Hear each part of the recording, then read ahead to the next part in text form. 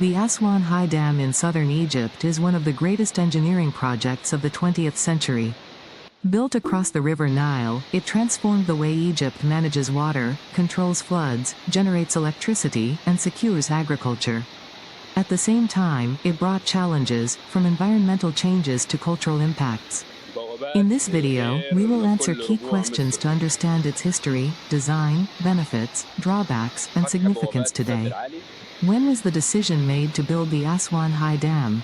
The decision was made in the early 1950s. A design committee was formed in 1953, and the official design was prepared in 1954 under the supervision of engineer Musa Arafa and Dr. Hassan Zaki, with help from international companies. When did construction begin, and who laid the foundation stone? Construction officially started on January 9, 1960, when President Gamal Abdel Nasser laid the foundation stone. This date became a national day for Aswan Governorate. When was the dam completed?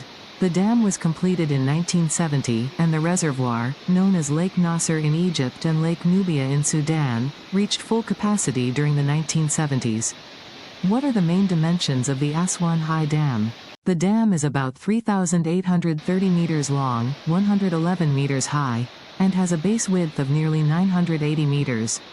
Its reservoir, Lake Nasser, can store more than 130 billion cubic meters of water. What is the electricity capacity of the dam?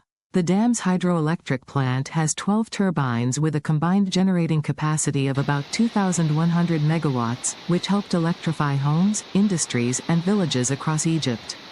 Why was the dam built? The primary goals were to control the annual Nile floods that previously caused destruction, to store water for dry years and provide irrigation year-round, to generate hydroelectric power, to improve navigation along the Nile. What are the positive impacts of the dam? Egypt gained reliable water storage for irrigation. Agricultural production increased with year-round farming.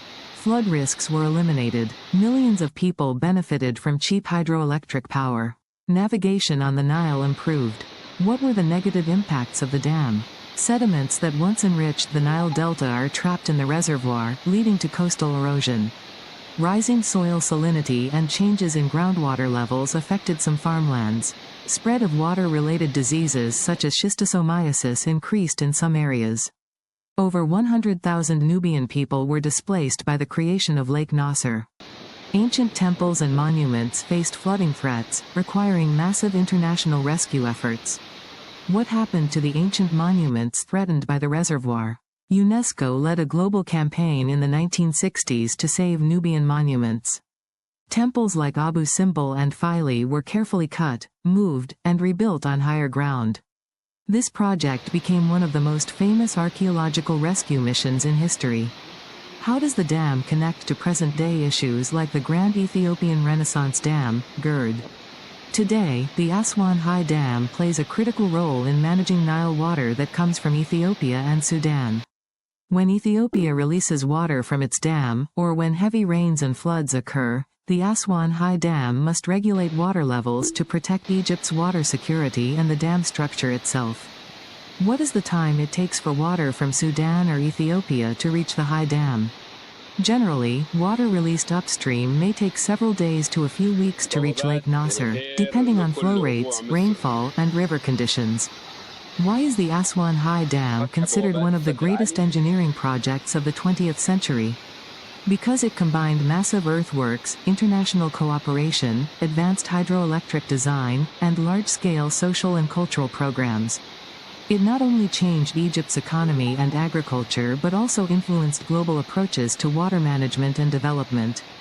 Finally, the Aswan High Dam remains one of the most significant engineering achievements of the modern era. It secured Egypt against devastating floods, provided electricity and irrigation, but also brought social, environmental, and cultural challenges. Understanding both its benefits and costs helps us see how large-scale infrastructure shapes nations. If you found this video informative, don't forget to like, share, and subscribe for more educational content.